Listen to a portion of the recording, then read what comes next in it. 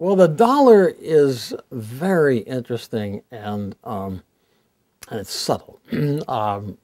There's I think, an inherent tendency, if you're an American, to think, yeah, strong dollar, that's good. We want a strong dollar. That means America's strong. Um, and we're kind of proud that the dollar is the world's money, that international transactions are done in dollars. And it certainly makes life easy for us because we can borrow in our own currency, and we sell in our own currency. It just makes life easy. But actually, one, the role of the dollar is becoming increasingly problematic because there's so many dollars out there. We have such a huge international debt, and foreign banks are holding so many dollars that the foreign banks are beginning to scratch their heads a little bit and say, wait, all these dollars represent a promise of payment by the United States. But there's a lot of them. Are they really going to pay all this? Aren't they going to inflate this away, as most big countries do when they get in trouble? But even more than that is the following situation.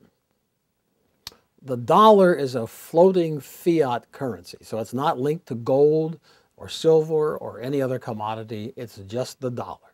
It's just a promise of the full faith and credit of the United States.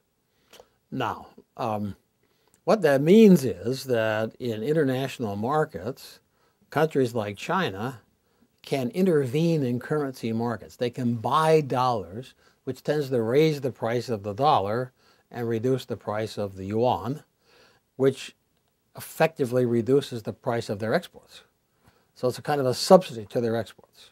So they can intervene to keep the dollar strong, which then accelerates their exports into the U.S. market. It allows them effectively to overproduce and to over-export. We, interestingly, on the other hand, because as long as the world will accept dollars, deficits really don't matter to Americans.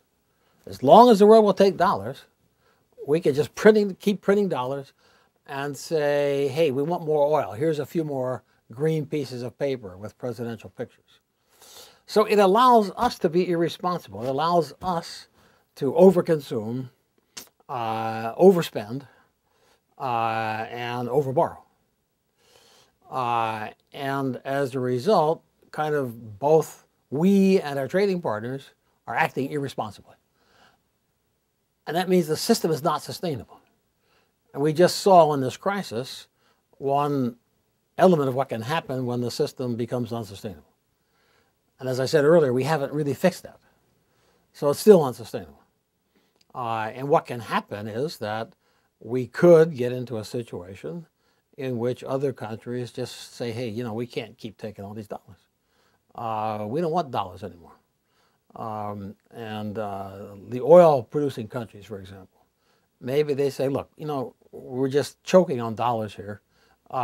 We'd rather be paid in a combination, maybe some dollars, but some euros and some yen or something like that.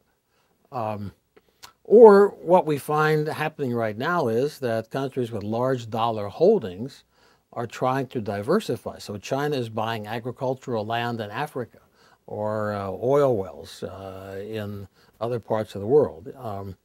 And other countries are investing in commodities, but they're trying quietly to kind of get away from the dollar.